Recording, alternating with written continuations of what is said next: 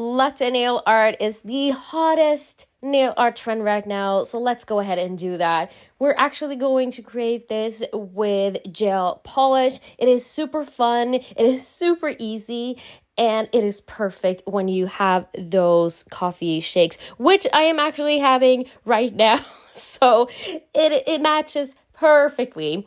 Basically, you want to come in with a bunch of different colors. So start off with your base color and then come in with maybe 3 or more colors if you want to. Push it into your brush and then get it onto the nail. Don't forget your top coat though. You can actually do this without a top coat, but you're not going to have that blooming kind of effect. So it's really up to you kind of what you want to get out of this technique. But here I am using top coat.